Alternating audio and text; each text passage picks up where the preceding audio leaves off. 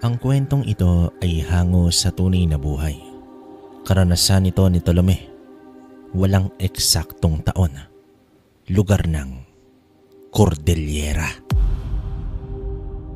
Bago natin simulan ang kwento, paki-like at share ng video natin mga kabaryo. At huwag nyo rin kalimutang mag-subscribe bilang pagpapakita ng suporta sa ating channel. Ganoon na lamang ang pagkabulahaw ni Tolome sa gitna ng kanyang mahimbing na pagtulog. May mga nagsisigawan, nagtatakbuhan, humihingi ng saklolo. Subalit, binaliwala lang niya ito hanggang sa nakarinig na siya dito ng mga pag-angil. Dito niya na napagtanto na inaatake na pala sila ng mga aswang. Agad namang bumalikwas sa pagkakahiga ang binata at kinuha ang itak na nasa ilalim ng kanyang kama. Nanginginig na noon sa takot si Tolome at panisambit na sa may likha at sa lahat ng santong kilala nito. Tumitindi at lumalala na ang sitwasyon, nagkakalabugan at kahit ang pagkagat ng mga nilalang sa mga tao ay pawang naririnig niya.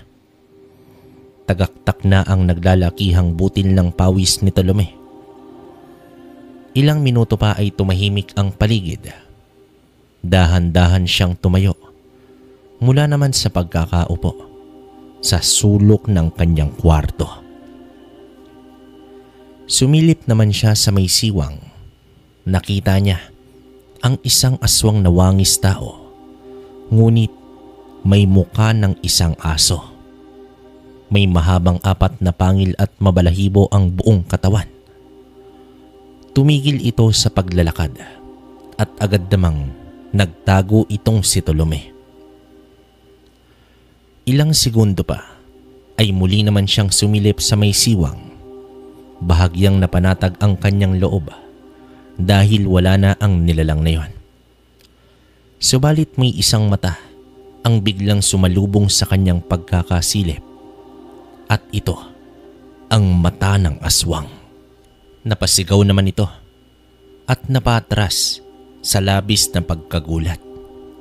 Nagmamakaawa na si Tolome habang naririnig niya ang dahan-dahan na pagkalmot ng nilalang sa dingding. Pumaikot na sa bahay ang langit-ngit ng mga kuko ng aswang na yon, habang ang takot ni Tolome ay wala nang mapaglagyan. Damang-dama niya na ang nalalapit niyang pagwawakas. Tumulo na rin ang luha nito kasabay ng panginginig ng mga labi. Pumasok na siya sa ilalim ng kama sa pag-asang hindi siya mauhuli ng nilalang na yon. Ang tunog ng kalmot ay napalitan ng dahang-dahang pag-uka ng dingding. Halos kumawala na ang kaluluwa ni Tolome dahil paparating na ang aswang, hanggang sa umatungal ito na tila may humablot dito. Kasunod nun ay ang mga sapak na paulit-ulit. Lumabas naman siya sa kanyang pinagtataguan at sumilip sa may labas.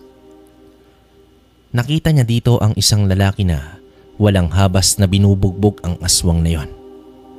Di hamak na mas malaki pa dito ang nilalang, ngunit tila hindi umubra ang kalamangan ng sukat ng kalaban.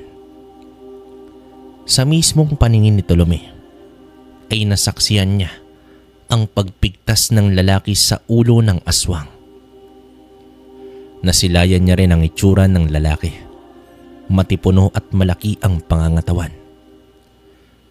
Sa itsura at forma pa lang nito ay masasabing batak ito sa labanan. Sa pagbagsak ng aswang ay tumakbo naman ang lalaki at sinugod pa ang ibang aswang na nananalasa sa buong baryo.